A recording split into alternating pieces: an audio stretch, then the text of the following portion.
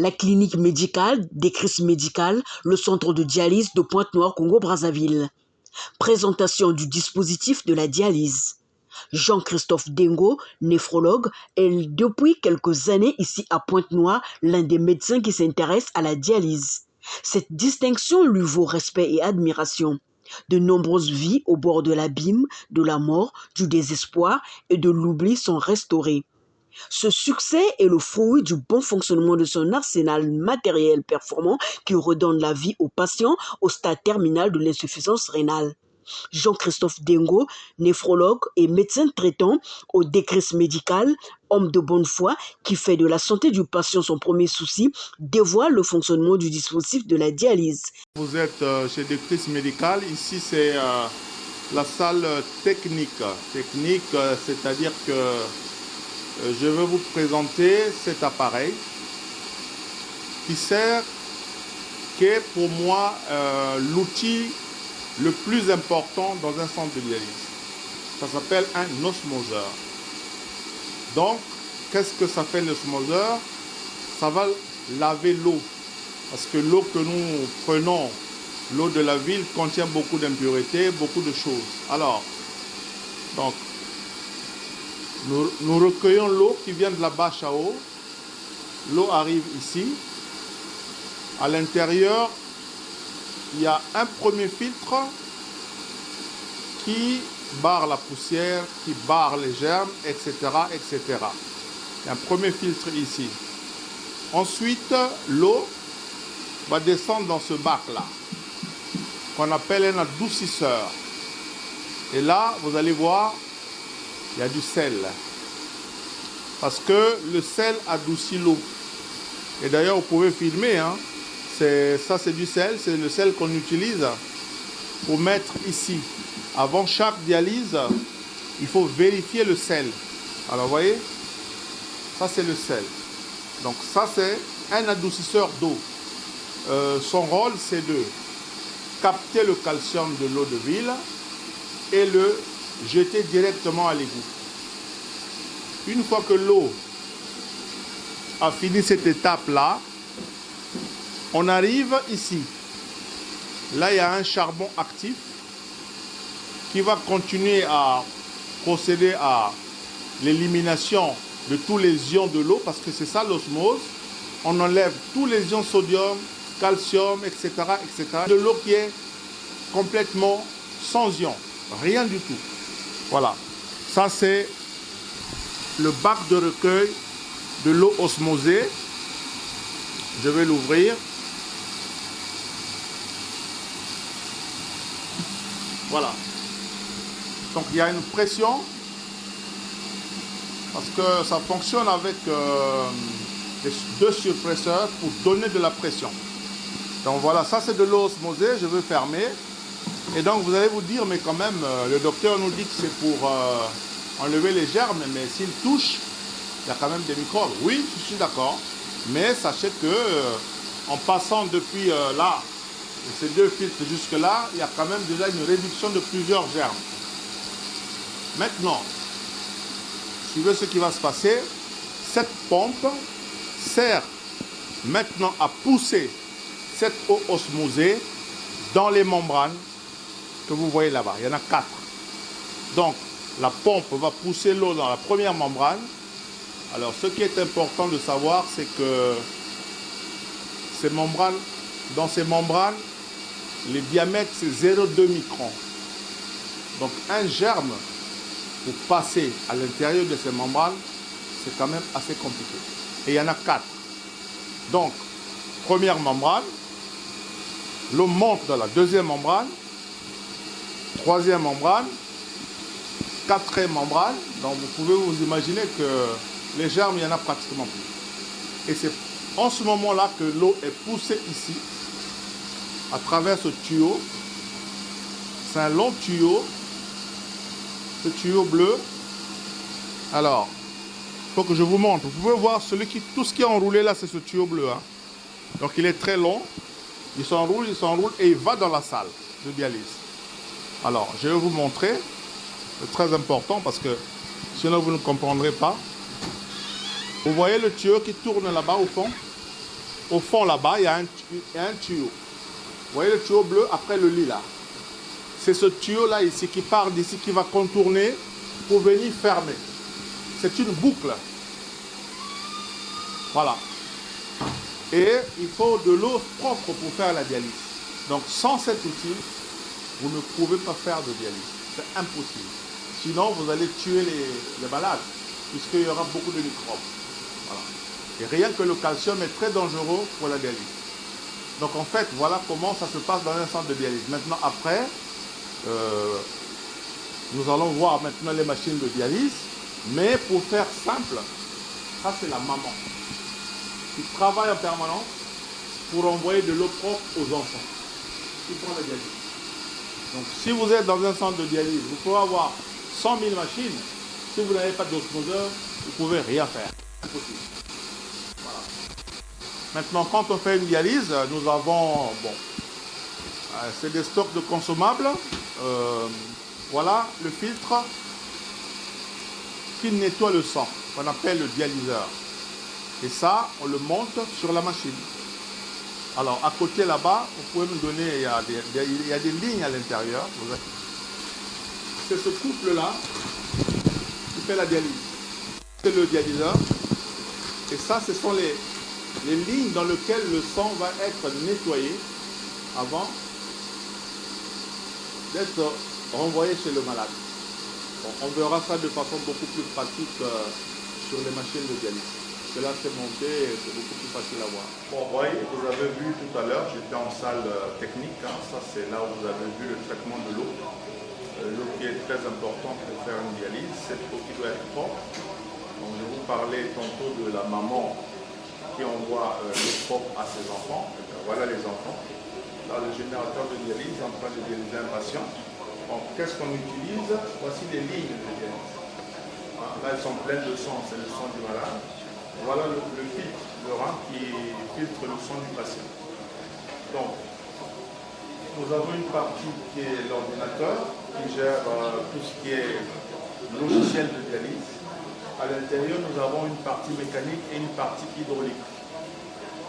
Donc, pour faire la dialyse, on va calquer ce que fait le rein naturel.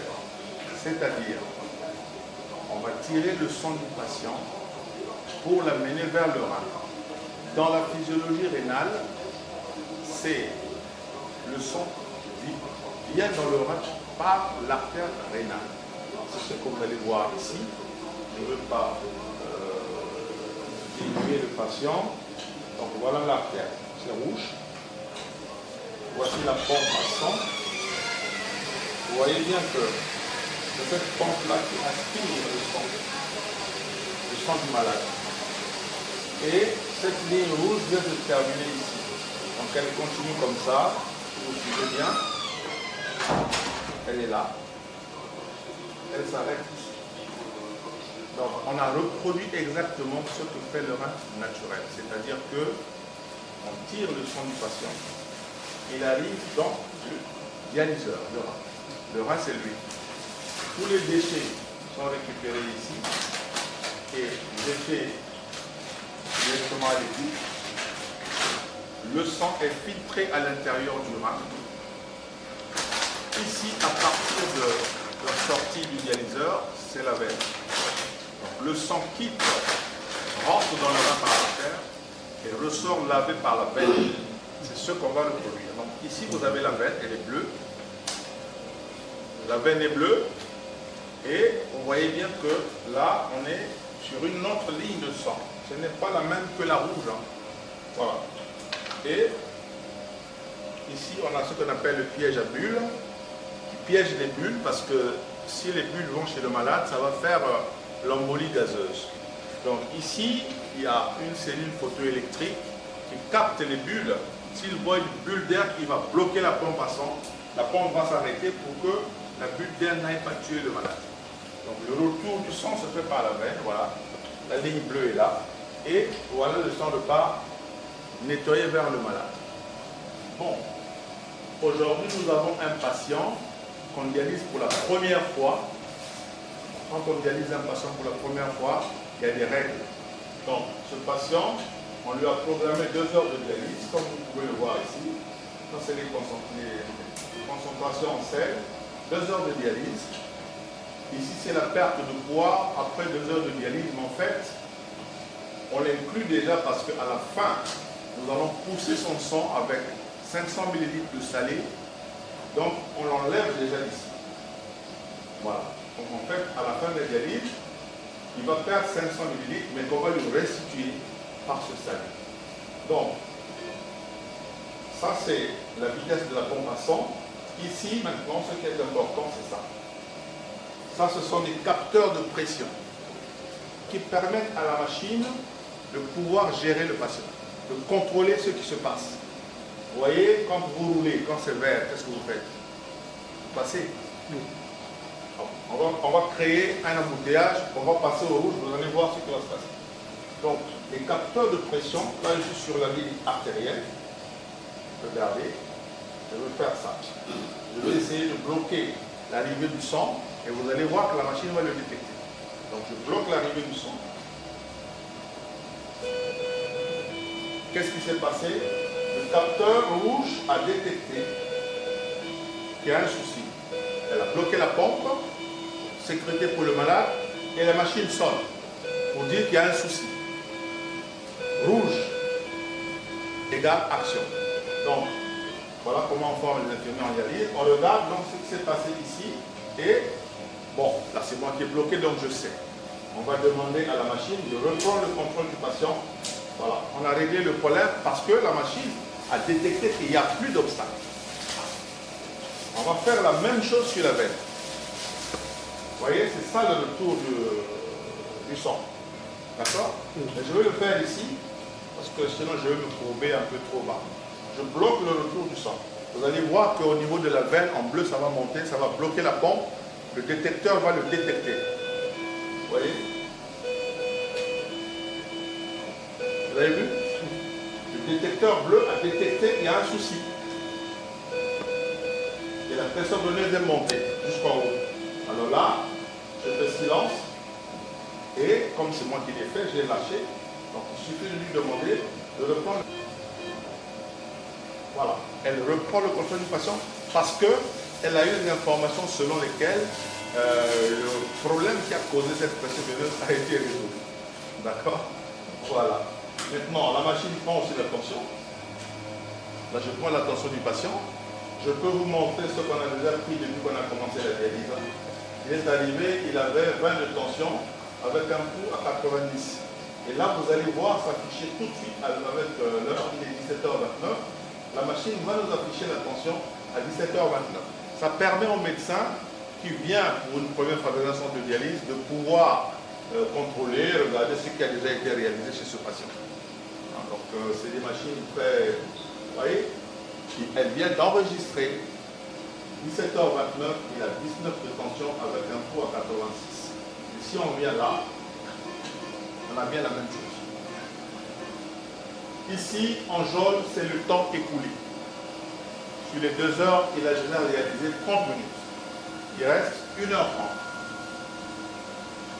Ici, c'est la vitesse de débit du sang.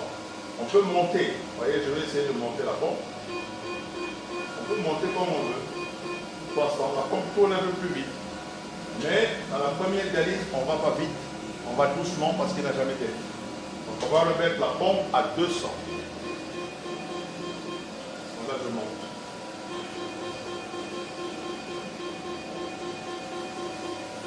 Voilà. Mais en dialyse, plus on a du sang, mieux on nettoie les déchets du patient. Donc aujourd'hui, lui, il a un cathéter de dialyse que je viens de poser, à peine 20 minutes. Et donc, voilà, on est en train de dialyser. C'est un patient hypertendu. Il ne savait pas qu'il était hypertendu et voilà que maintenant, il arrive en phase terminale de son hypertension par néphropathie hypertensive, tout simplement. Donc, à la fin de la dialyse, bien évidemment, l'infirmière chef qui est là va pousser le sang avec ce salé qui est là pour le restituer au patient son sang et le malade rentre à la maison. Il revient dialyser demain chez nous. Demain, il fera 3 heures. On dialyse les trois premières règles, c'est la première dialyse, elle est toujours courte. Après, on augmente progressivement jusqu'à atteindre la vitesse de croisière normale qui est 5 heures par séance. Voilà comment ça fonctionne en dialyse. Cette machine vient de dialyser un patient. Alors, je vais la relancer en désinfection parce qu'elle a fini la désinfection, mais pour des raisons pratiques, pour que vous puissiez voir comment ça se passe, je vais la remettre en désinfection. Sinon, elle a déjà été désinfectée. Voyez, on a deux modes ici. Excusez-moi. Il y a la désinfection et le rinçage. Là, elle est en rinçage automatique. Elle s'auto-rince. Je vais la lancer en désinfection. Voilà. J'ai lancé la désinfection la plus courte. Hein. Elle dure 20 minutes. Mais la désinfection la plus longue, elle dure plus de 30 minutes. Avec la température de l'eau qui monte à 100 degrés. Donc vous imaginez bien qu'à 100 degrés, la machine va aussi aspirer l'acide, venez voir, l'acide citrique qui est là.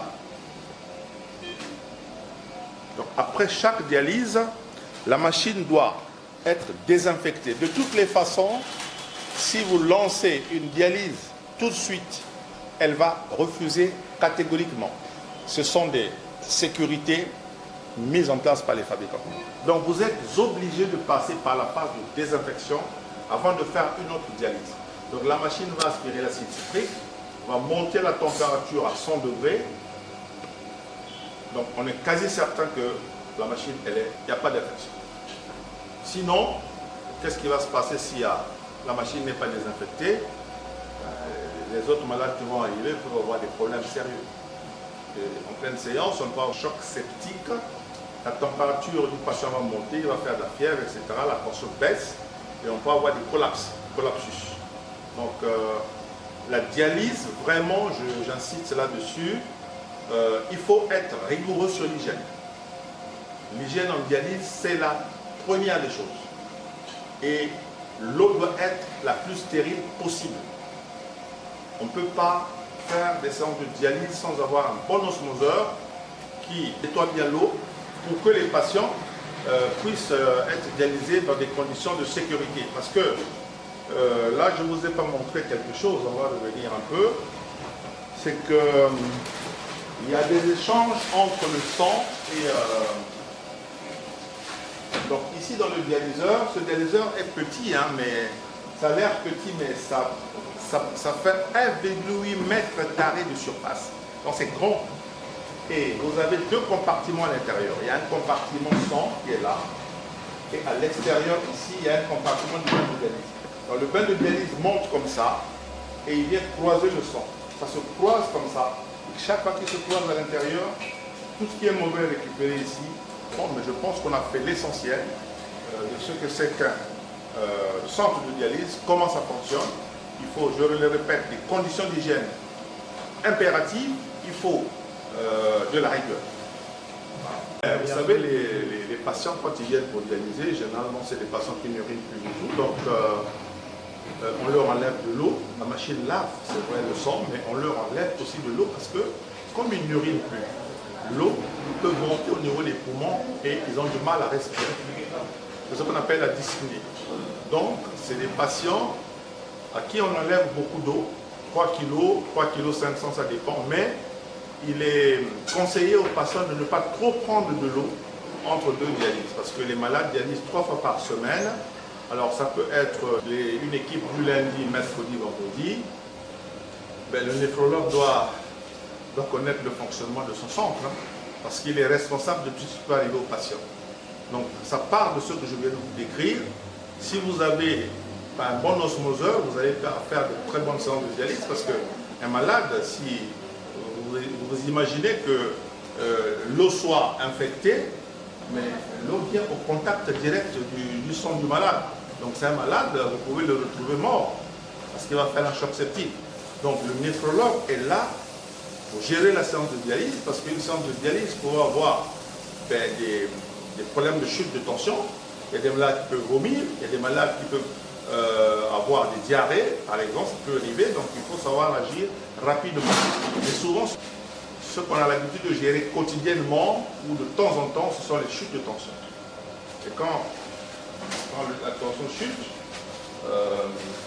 Ce fauteuil n'est pas fait juste pour la beauté. Parce que, vous voyez, quand le malade chute, attention, voilà ce qu'on fait. Il faut amener la tête le plus bas possible. Madame. Vous voyez? Le plus bas possible. Madame. Vous voyez là? Oui. Vous voyez? Le plus bas possible. Et donc là, la tête en bas. Quand la tension chute, il faut vite envoyer le sang vers la tête. C'est pour ça que le malade est dans cette position. Maintenant, après, on agit au niveau de la machine, bien sûr, pour passer du sérum salé rapidement et couper le temps de filtration. Ensuite, parfois, c'est le malade lui-même qui revient parce que au début, ils ont des vertiges, il dit docteur, moi je vois flou, etc. C'est la chute de tension. À ce moment-là, le malade lui-même, il sait manipuler ça. Quand il est mieux, ben, il se relève tout seul.